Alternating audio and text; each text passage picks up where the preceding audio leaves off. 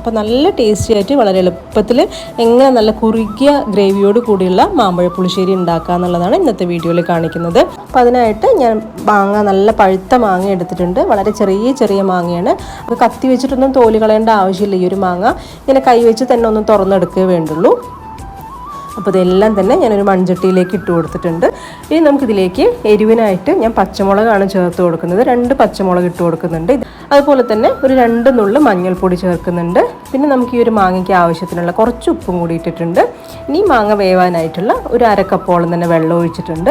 ഇനി നമുക്കിത് സ്റ്റൗവിലേക്ക് വെച്ചിട്ട് നന്നായിട്ടൊന്ന് വേവിച്ചെടുക്കണം. അപ്പോൾ മീഡിയം ഫ്ലെയിമിൽ തന്നെ വെച്ചിട്ടാണ് കുക്ക് ചെയ്യുന്നത്. മാങ്ങ ആയതുകൊണ്ട് പെട്ടെന്ന് വെന്ത് കിട്ടിക്കോളും. അപ്പോൾ എന്തായാലും ഞാനൊന്ന് അടച്ചു വെച്ചിട്ട് ഒരു 5 മിനിറ്റ് ഒന്ന് കുക്ക് ചെയ്തെടുക്കുകയാണ്. ഇപ്പോൾ ഏകദേശം ഒരു 5 മിനിറ്റോളം കഴിഞ്ഞിട്ടുണ്ട്. നമ്മുടെ മാങ്ങയൊക്കെ തന്നെ നന്നായി വെന്ത് വന്നത് കണ്ടില്ല, നന്നായിട്ട് ഇങ്ങനെ കുഴഞ്ഞു വരുന്ന ഈ ഒരു സ്റ്റേജ് എത്തിയിട്ടുണ്ട്.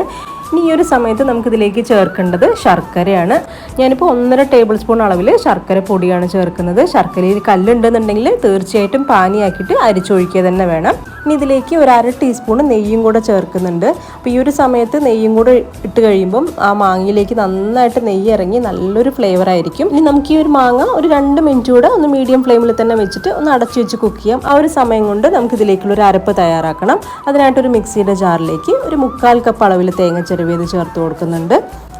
ഇനി ഇതിലേക്ക് ജീരകമാണ് വേണ്ടത്. അപ്പോൾ ഒരുപാട് ജീരകം വേണ്ട, ഒരു 1/4 ടീസ്പൂൺ മതി മാക്സിമം. അതുപോലെ തന്നെ ഒരു 1/4 ടീസ്പൂൺ അളവിൽ മുളക് പൊടിയും ചേർത്ത് കൊടുക്കുന്നുണ്ട്. പിന്നെ 2 നുള്ള് മഞ്ഞൾപ്പൊടിയും കൂടെ ചേർക്കുന്നുണ്ട്. ഇനി നമ്മൾ ഈ തേങ്ങ അരച്ചെടുക്കുന്നത് വെള്ളം ഒഴിച്ചിട്ടല്ല, തൈര് ഒഴിച്ചിട്ടാണ്. അപ്പോൾ നല്ല കട്ടിയുള്ള അധികം പുളിയില്ലാത്ത തൈരാണ് എടുത്തിരിക്കുന്നത്. അപ്പോൾ തൈരിൻ്റെ അളവ് ഞാൻ പറയുന്നില്ല, അത് നോക്കിയിട്ട് എത്രയാണെന്ന് വെച്ച് കഴിഞ്ഞാൽ ഒഴിച്ചു കൊടുക്കാം. എന്തായാലും ഇതുപോലെ നല്ല മഷി പോലെ വേണം നമ്മൾ അരച്ചെടുക്കാനായിട്ട്. ഞാനിപ്പോൾ 1/4 കപ്പ് തൈരാണ് എടുത്തിരിക്കുന്നത്. അത് മുഴുവനായിട്ടും തന്നെ ഇതിലേക്ക് ഒഴിച്ചും കൊടുത്തിട്ടുണ്ട്. അപ്പോൾ ഈ ഒരു സമയം കൊണ്ട് നമ്മുടെ മാങ്ങയും ശർക്കരയിൽ കിടന്ന് നന്നായിട്ടൊന്ന് വെന്ത് നല്ലോണം തന്നെ ഒന്ന് കുറുകി ആ ഒരു സ്റ്റേജിലേക്ക് വന്നിട്ടുണ്ട്. ഇനി നമുക്കിതിലേക്ക് നമ്മളിപ്പോൾ ഈ അരച്ച് വെച്ചിരിക്കുന്ന ആ ഒരു തേങ്ങയുടെ കൂട്ട് ഒഴിച്ചു കൊടുക്കാം.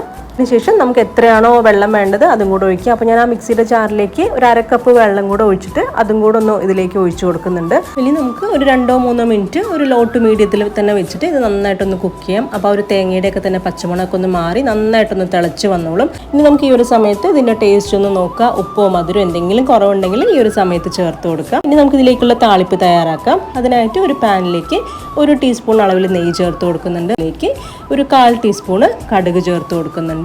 അതുപോലെ തന്നെ ഒരു 2 നുള്ള് ഉലുവയും കൂടെ ചേർത്ത് കൊടുക്കുന്നുണ്ട്. ഒരു 2 വറ്റൽമുളകും കൂടെ ചേർത്ത് കൊടുക്കുന്നുണ്ട്. അതുപോലെ കുറച്ച് കറിവേപ്പിലയും കൂടി ഇടുന്നുണ്ട്. ഇതെല്ലാം നന്നായി ഒന്ന് മൂത്ത് വരുമ്പം നമ്മൾ എടുത്ത് വെച്ചിരിക്കുന്ന പുളിശ്ശേരിയുടെ മുകളിലേക്ക് ഒഴിച്ചു കൊടുക്കുക. ഇത്രയേ ഉള്ളൂ നമ്മുടെ മാമ്പഴ പുളിശ്ശേരി ഉണ്ടാക്കാനായിട്ട്. വളരെ എളുപ്പമല്ലേ, എന്നാൽ ടേസ്റ്റ് ആണെങ്കിൽ ശരിക്കും അസാധ്യമായിട്ടുള്ള ടേസ്റ്റാണ്.